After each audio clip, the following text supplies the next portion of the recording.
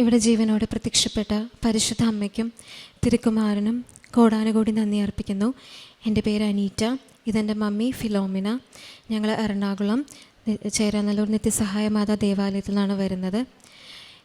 എൻ്റെ അമ്മ 2022 ഒക്ടോബറിൽ ഇവിടെ വരികയുണ്ടായി. ഞാനും എൻ്റെ മമ്മിയും മമ്മിയുടെ അനിയത്തിയുടെ മകനും കൂടിയാണ് വന്നത്. അപ്പം മമ്മിയും അനിയത്തിയുമാണ് അന്ന് ഉടമ്പടി എടുത്തത്. ഞാൻ ഇവിടെ ഇരുന്ന് ആ സമയം മുഴുവൻ ഇവിടെ ഇരുന്ന് പ്രാർത്ഥിക്കുകയായിരുന്നു. അപ്പം മമ്മി ഉടമ്പടി എടുത്തതിൽ ഒരു നിയോഗം വെച്ചിരുന്നത് എനിക്ക് എത്രയും വേഗം നല്ലൊരു ജോലി ലഭിക്കണം എന്നുള്ളതായിരുന്നു. ആ സമയത്ത് ഞാൻ എക്സാംസിന് പ്രിപ്പയർ ചെയ്തുകൊണ്ടിരിക്കുകയായിരുന്നു. ഗവൺമെൻറ് ടെസ്റ്റുകൾ, ബാങ്ക് ടെസ്റ്റുകൾ, SSC, അങ്ങനെ നല്ലൊരു ജോലി കിട്ടുന്നതിന് പ്രിപ്പയർ ചെയ്യുന്ന ടൈമായിരുന്നു. അപ്പം മമ്മിയുടെ ഒരു നിയോഗം അതായിരുന്നു, എത്രയും വേഗം ഒരു ജോലി ലഭിക്കണേ എന്നുള്ളതായിരുന്നു. അങ്ങനെ മമ്മി ഉടമ്പടി എടുത്ത് പോയി. ഞങ്ങൾ പോയതിന് ശേഷം ഞാൻ ഓരോ കാര്യങ്ങളിലും മമ്മിയുടെ കൂടെ എല്ലാ പ്രാർത്ഥനകളിലും, രാവിലെ ആണെങ്കിൽ എല്ലാ കാര്യങ്ങളിലും 5:30 എഴുന്നേറ്റ് പ്രാർത്ഥനയും പള്ളിയിൽ പോകലും എല്ലാ ദിവസവും കുർബാനയ്ക്ക് പോകാനും എല്ലാ കാര്യങ്ങളിലും പ്രേക്ഷിത പ്രവർത്തനമാണെങ്കിലും കാരുണ്യ പ്രവർത്തികൾ, ഹോസ്പിറ്റലുകളിൽ പോകുന്നത്, പേപ്പർ കൊടുക്കാൻ പോകുന്നത്, എല്ലാ കാര്യങ്ങളിലും എനിക്ക് ആ സമയത്ത് ക്ലാസ്സുകളും കാര്യങ്ങളൊക്കെ ഉണ്ട്. എന്നാലും എല്ലാ കാര്യങ്ങളിലും മമ്മിയുടെ കൂടെ ഒരുമിച്ച് ആ പ്രവർത്തികളെല്ലാം ചെയ്യാനും ഉടമ്പടിയിൽ നിൽക്കാനും എല്ലാ അനുഗ്രഹവും ഉണ്ടായിരുന്നു. അങ്ങനെ ആ സമയത്ത് ഞാൻ എക്സാംസിന് പ്രിപ്പയർ ചെയ്യുന്ന ടൈമിൽ, അതുപോലെ ഉടമ്പടി എടുത്ത് പോയതിന് ശേഷം എനിക്ക് ഒത്തിരി ആത്മീയമായിട്ട് ഒത്തിരി എൻ്റെ ജീവിതത്തിൽ മാറ്റങ്ങൾ വന്നിട്ടുണ്ട്. ആ സമയത്ത് എനിക്ക് ഞങ്ങളുടെ പള്ളിയിലൊക്കെ ആണെങ്കിൽ കൊയറിൽ പാടാനായിട്ട് അവസരങ്ങൾ ലഭിച്ചു. അങ്ങനെ ഈശോയുടെ ഒത്തിരി പാട്ടുകൾ പാടാൻ, മാതാവിൻ്റെ പാട്ടുകൾ പാടാൻ, അങ്ങനെ ഈശോയുടെ ഒത്തിരി കൂടുതൽ പഠിക്കുന്നതിന് ഞാൻ മുന്നേ വിചാരിച്ചിരുന്നത് എനിക്ക് എക്സാംസ് എഴുതുമ്പോൾ ഓരോരോ ഘട്ടങ്ങൾ, ആദ്യത്തെ ഘട്ടം പാസ്സാവും, രണ്ടാമത്തെ ഘട്ടം പാസ്സാവും, ചിലപ്പോൾ മൂന്നാമത്തെ ഘട്ടം തോറ്റുപോകും. അങ്ങനെ ഫൈനലിൽ ഞാൻ എപ്പോഴും തോറ്റു പോകുന്നൊരവസ്ഥയായിരുന്നു. ഒരു ജോലിയിലേക്ക് എത്താൻ പറ്റുന്നുണ്ടായിരുന്നില്ല.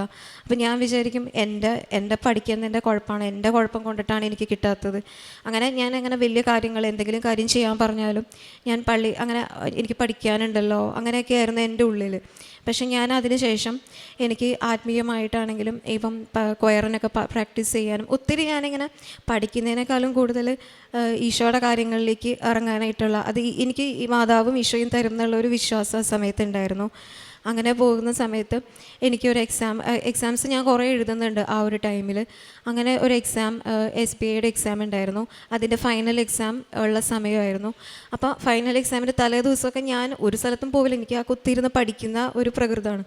അപ്പോൾ അന്ന് എനിക്കിങ്ങനെ തോന്നുകയാണ്, ഞങ്ങൾക്ക് കൃപാസനത്തിൽ വരണം, അങ്ങനെ ഇവിടെ വന്ന് പ്രാർത്ഥിക്കാം, അങ്ങനെയൊക്കെ. ആ എക്സാം ഭയങ്കര ടെൻഷനാണ്, മെയിൻസ് എക്സാമൊക്കെ വരുമ്പോൾ ഭയങ്കര പേടിയാണ്. അപ്പോൾ അങ്ങനെ തലേ ദിവസം ഇവിടെ വരാനായിട്ട് ഒരു സാഹചര്യം ഉണ്ടായി. അന്ന് എല്ലാ കാര്യങ്ങളും ഫേവറബിളായിട്ട് വന്നു. പെട്ടെന്ന് വരാൻ എൻ്റെ പപ്പ ഉണ്ടായിരുന്നു, അപ്പോൾ പെട്ടെന്ന് വണ്ടിക്ക് വരാൻ പറ്റി.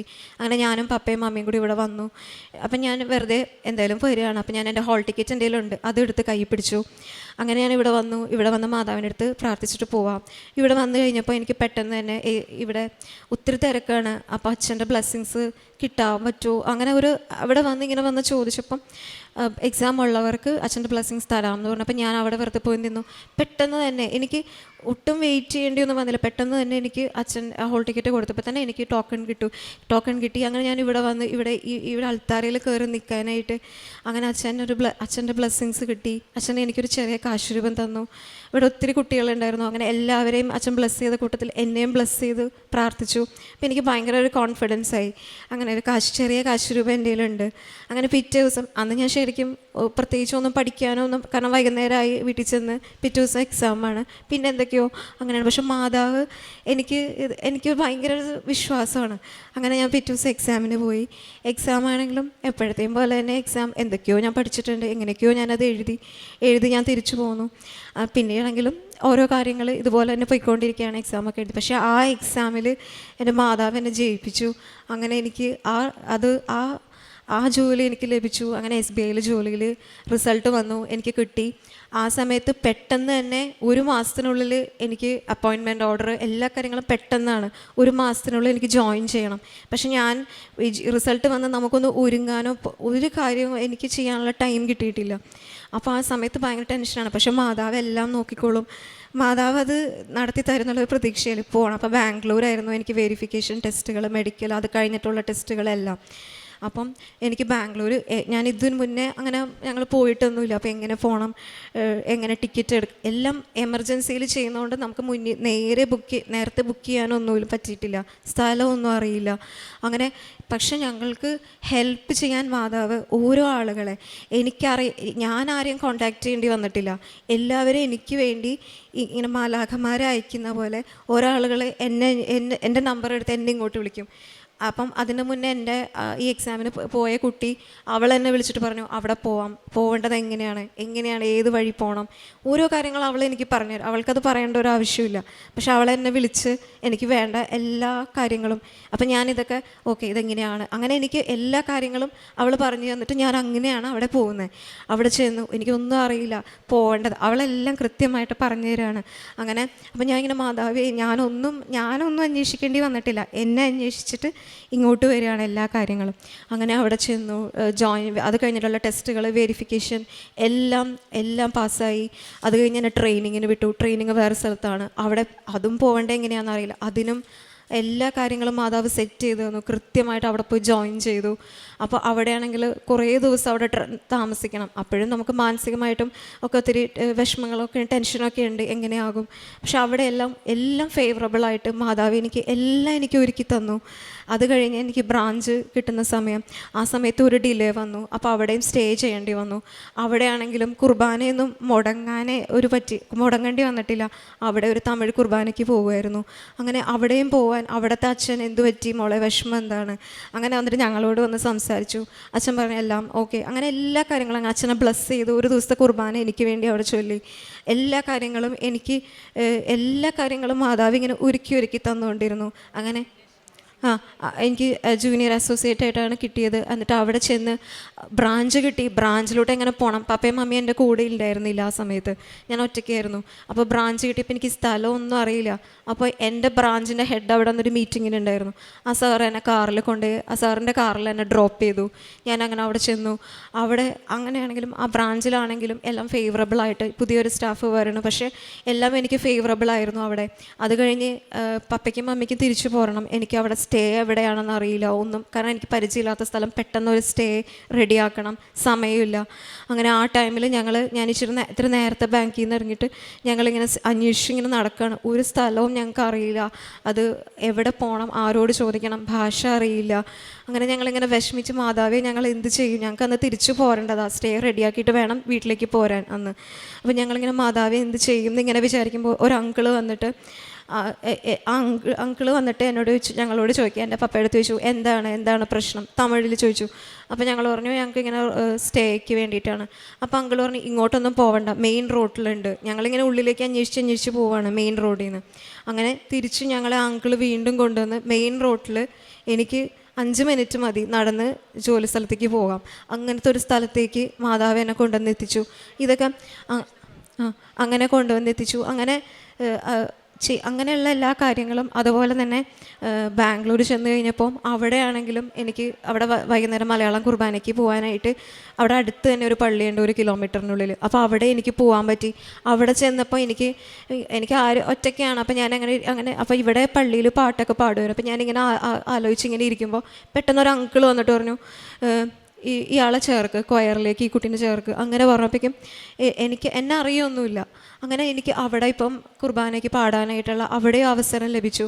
അങ്ങനെ ഒത്തിരി അനുഗ്രഹങ്ങൾ മാതാവ്. അത് കഴിഞ്ഞ് ആ സമയത്ത് ജോലി കിട്ടിയതിന് ശേഷമാണെങ്കിലും എനിക്ക് അതിന് മുന്നേ മമ്മിയുടെ കൂടെ ആയിരുന്നു ഓരോ കാര്യങ്ങൾ, പ്രേക്ഷിത പ്രവർത്തനങ്ങൾ, അങ്ങനത്തെ കാര്യങ്ങളെല്ലാം ചെയ്തിരുന്നത്, കാരുണ്യ പ്രവർത്തികളെല്ലാം. അത് കഴിഞ്ഞപ്പം എനിക്ക് സാലറി കാര്യങ്ങളെല്ലാമായി. ഇപ്പം എൻ്റെ സാലറിയിൽ നിന്ന് തന്നെ എനിക്ക് കാരുണ്യ പ്രവർത്തികൾ ചെയ്യാനും ഓർഫനേജിന് കൊടുക്കാനും അങ്ങനെയുള്ള കാര്യങ്ങളെല്ലാം ചെയ്യാനുള്ള അതെല്ലാം ഞാൻ കണ്ടിന്യൂ ചെയ്ത് പോകുന്നുണ്ട്. അങ്ങനെ മാതാവ് ഒത്തിരി അനുഗ്രഹങ്ങൾ തന്നിട്ടുണ്ട്. അതേപോലെ മമ്മിക്ക് തൈറോയിഡിൽ 2 മുഴയുണ്ടായിരുന്നു. അപ്പം ഞങ്ങൾക്ക് ഭയങ്കര പേടിയായിരുന്നു, ഇതെന്താകും, എങ്ങനത്തെ മുഴയാകും, അങ്ങനെയുള്ള ഭയങ്കര പേടി ഞങ്ങൾക്ക് ഉണ്ടായിരുന്നു. അപ്പോൾ ആ സമയത്തും ഞങ്ങൾ മാതാവിനോട് പ്രാർത്ഥിക്കും, ഞങ്ങൾക്കറിയില്ല എന്ത് ചെയ്യണം എന്നറിയില്ല. അപ്പം മാതാവ് തന്നെ കൃത്യമായിട്ട് ഞങ്ങൾക്ക് ഒരു കാണേണ്ട ഡോക്ടറെ കാണിക്കുകയും എന്ത് ട്രീറ്റ്മെൻറ്റാണ് എടുക്കേണ്ടത് അത് കൃത്യമായിട്ട് ചെയ്ത് അതെടുത്ത് കളയാനും എല്ലാ കാര്യങ്ങളും മാതാവ് ഭംഗിയായിട്ട് ഞങ്ങളുടെ പേടിയെല്ലാം മാറ്റി. ഞങ്ങൾ ഒത്തിരി പേടിച്ചിരുന്നു, അതെല്ലാം മാതാവ് ഞങ്ങൾക്ക് വേണ്ട രീതിയിൽ മമ്മിക്ക് സൗഖ്യം ലഭിക്കാൻ മാതാവ് ഞങ്ങളെ അനുഗ്രഹിച്ചു. അത് കഴിഞ്ഞ് ഞാനും വന്ന് ഉടമ്പടി എടുത്തിരുന്നു. ഞാനും ഉടമ്പടി ജീവിതത്തിലാണ് പോയിക്കൊണ്ടിരിക്കുന്നത്. ഇപ്പോൾ അവിടെ ആണെങ്കിലും പ്രാർത്ഥനകളിലും എല്ലാ കാര്യങ്ങളിലും എനിക്ക് പോകാനും എല്ലാം സാധിക്കുന്നുണ്ട്. മാതാവ് ഒത്തിരി എപ്പോഴും ഞാൻ മാതാവിൻ്റെ ലോക്കറ്റ്, തൈലമുണ്ട്, ഉപ്പ്, അതെല്ലാം ഉപയോഗിച്ചാണ് പോകുന്നത്. എപ്പോഴും മാതാവിൻ്റെ ലോക്കറ്റ് എൻ്റെ പോക്കറ്റിലുണ്ടാവും. അതെനിക്ക് ഭയങ്കര ധൈര്യമാണ്. അങ്ങനെ ഒത്തിരി മാതാവ് എപ്പോഴും കൂടെ ഉണ്ട്. മാതാവ് എല്ലാ കാര്യങ്ങളും നോക്കിക്കോളും. അങ്ങനെ ഒരു ധൈര്യം മാതാവ് എപ്പോഴും കൂടെ ഉണ്ടെന്നുള്ളൊരു ധൈര്യമുണ്ട്. മാതാവ് ജീവിതത്തിൽ തന്ന എല്ലാ അനുഗ്രഹങ്ങൾക്കും ഞങ്ങളുടെ കുടുംബത്തിന് ഒത്തിരി അനുഗ്രഹങ്ങൾ മാതാവ് തന്നിട്ടുണ്ട്, ഇപ്പോഴും തന്നുകൊണ്ടിരിക്കുന്നുണ്ട്. മാതാവിന് കോടാനുകോടി നന്ദി അർപ്പിക്കുന്നു. ഞാൻ കർത്താവിനെ പാടി സ്തുതിക്കും. അവിടുന്ന് എന്നോട് അതിരറ്റ കരുണ കാണിച്ചിരിക്കുന്നു. സങ്കീർത്തനം 13:6. ഈ വചനത്തിൽ ദാവീദ് രാജാവ് ദൈവം തനിക്ക് നൽകിയ കരുണയും നന്മയും ഓർത്ത് പാടി സ്തുതിക്കുന്ന, സന്തോഷിക്കുന്ന ഒരു വചനമാണ്. ഇതുപോലെ തന്നെയാണ് ഫിലോമിന ജോണിൻ്റെ മകൾ അനിറ്റായി നമ്മളോടൊപ്പം ഷെയർ ചെയ്തത്. ഈശോയും അമ്മയും ചേർന്ന് നൽകിയ അനുഗ്രഹങ്ങൾക്ക് പാടി സ്തുതിച്ച് നന്ദി പറയുവാനാണ് ഇന്നിവർ ഈ പരിശുദ്ധ അമ്മയുടെ ആലയത്തിൽ വന്നു നിൽക്കുന്നത്. ഈ മകൾ പറഞ്ഞതുപോലെ പല പ്രാവശ്യവും പരീക്ഷകൾ എഴുതി ഇൻ്റർവ്യൂവിന് പോയി, എക്സാമിന് പോയപ്പോഴൊക്കെ പ്രാർത്ഥിച്ചിരുന്നു. പക്ഷെങ്കിൽ ഉടമ്പടി ജീവിതത്തിൽ വന്നതിന് ശേഷം അമ്മയും മകൾക്കും വലിച്ച അനുഗ്രഹങ്ങൾ വേറൊരു രീതിയിലായിരുന്നു. ഓരോ വെരിഫിക്കേഷന് പോകുമ്പോഴും ഉടമ്പടി വസ്തുക്കൾ കയ്യിൽ വെച്ചിരുന്നു. അത് തൈലം തേച്ച് ഉപ്പ് കൊണ്ടാണ് ഓരോ കാര്യങ്ങൾക്കായി ഈ മക്കൾ പോയിക്കൊണ്ടിരുന്നത്. അച്ഛൻ്റെ ബ്ലെസ്സിങ് കിട്ടി, ഇവിടെ വന്ന് പ്രാർത്ഥിച്ചു. അതൊക്കെ പെട്ടെന്ന് മനസ്സിൽ വരുന്ന ഓരോ ആഗ്രഹങ്ങൾ മാതാവ് പറഞ്ഞു ചെയ്യിക്കുന്ന പോലെ മാതാവിൻ്റെ ഈശോയുടെ ഇടപെടൽ ഈ മകളുടെ ജീവിതത്തിൽ ഒത്തിരി പ്രാവശ്യം നമുക്ക് കാണുവാൻ സാധിക്കും. മാതാവ് പല രീതിയിലും ഇവരുടെ ജീവിതത്തിൽ കടന്നു ചെന്ന് അനുഗ്രഹിക്കുകയാണ്. റോമക്കാർക്ക് എഴുതിയ ലേഖനത്തിൽ പറഞ്ഞ പോലെ ദൈവത്തിൽ നിന്ന് പ്രശംസ ലഭിക്കുവാൻ തക്കവണ്ണം പ്രവർത്തിക്കുക. ഇവരും ദൈവത്തിൽ നിന്ന് അനുഗ്രഹം ലഭിക്കാൻ തക്കവണ്ണം ഇവരത്രമാത്രം പ്രാർത്ഥിച്ചതിൻ്റെ ഫലമായിട്ടാണ് ഈ മകൾ ഇന്ന് ബാംഗ്ലൂരിൽ ഉള്ള SBI ബാങ്കിൽ ജൂനിയർ അസോസിയേറ്റായിട്ട് ജോലി ചെയ്യുന്നത്. ഇതെല്ലാം ഈ മകൾ പറയുന്ന എൻ്റെ മെറിറ്റ് അല്ല, ഇത് കർത്താവിൻ്റെ ഒരു അനുഗ്രഹമായിട്ടാണ് ഈ മക്കളെ കണക്കാക്കുന്നത്. താമസ സൗകര്യങ്ങളും എല്ലാവിധ സൗകര്യങ്ങളും പോകുന്ന വഴിക്കും നിൽക്കുന്ന വഴിക്കും ഓരോരുത്തരെ കാണുമ്പോഴും ഈശോയും അമ്മയുടെ ഇടപെടൽ ഈ മക്കൾക്ക് വളരെ അടുത്തറിഞ്ഞതായിട്ടാണ് ഇവർ പറഞ്ഞത്. ഈവൻ ഒരു ചെറിയ കാര്യമായിട്ട് കുർബാനയ്ക്ക് പോകുന്ന ആഗ്രഹം പോലും പ്രകടിപ്പിച്ചപ്പോൾ അതനുസരിച്ചുള്ള ഒരു സ്ഥലമാണ് ഇവർക്ക് കൊടുത്തിരിക്കുന്നത്. ഈശോയും അമ്മയും കൊടുത്ത രോഗസൗഖ്യത്തെ പറ്റിയും പറഞ്ഞിരുന്നു. അമ്മയെ അമ്മയ്ക്ക് വേണ്ടി പ്രാർത്ഥിച്ചിരുന്നു. വളരെ ഭയമുണ്ടായിരുന്നു. എന്നിട്ടും ഈശോയും അമ്മയും ചേർന്ന് നിന്ന് ഇവിടെ നല്ലൊരു രോഗസൗഖ്യമാണ് ട്രീറ്റ്മെൻറ്റിൽ കൂടെ കൊടുത്തത്. എല്ലാ അനുഗ്രഹങ്ങൾക്കും ഇവർ പൂർണ്ണ ഹൃദയത്തോടെ നന്ദി പറയുന്നു. വീണ്ടും മുന്നോട്ടും കർത്താവിനെ പാടി സ്തുതിച്ച് ഈശോയുടെ അതിരറ്റ സ്നേഹത്തിന് കരുണയ്ക്കുമായി നന്ദി പറഞ്ഞുകൊണ്ട് മുന്നോട്ട് പോകാനാണ് ഇവരുടെ ആഗ്രഹം. ഈശോയും അമ്മയും കനിഞ്ഞു നൽകിയ എല്ലാ അനുഗ്രഹങ്ങൾക്കും ഇവരുടെ ജീവിതത്തിൽ കൊടുത്ത പ്രത്യേകിച്ചും ലഭിച്ച ഈ വലിയൊരു ജോലിക്കും എല്ലാ അനുഗ്രഹങ്ങൾക്കുമായി നമുക്ക് കരങ്ങളടിച്ച് ഈശോയെ മഹത്വപ്പെടുത്താം. യേശുവെ നന്ദി, യേശുവെ സ്തുതി. അത്യപൂർവ ദൈവാനുഭവങ്ങൾ ഇനി നിങ്ങൾക്കും സ്വന്തം. ഈ യൂട്യൂബ് ചാനൽ ഇതുവരെ സബ്സ്ക്രൈബ് ചെയ്തിട്ടില്ലെങ്കിൽ ഇപ്പോൾ തന്നെ സബ്സ്ക്രൈബ് ചെയ്യുക. ഈ വീഡിയോ ഇപ്പോൾ തന്നെ നിങ്ങളുടെ സുഹൃത്തുക്കൾക്ക് ഷെയർ ചെയ്തുകൊണ്ട് കർത്താവിൻ്റെ പ്രേക്ഷിതരാകുക.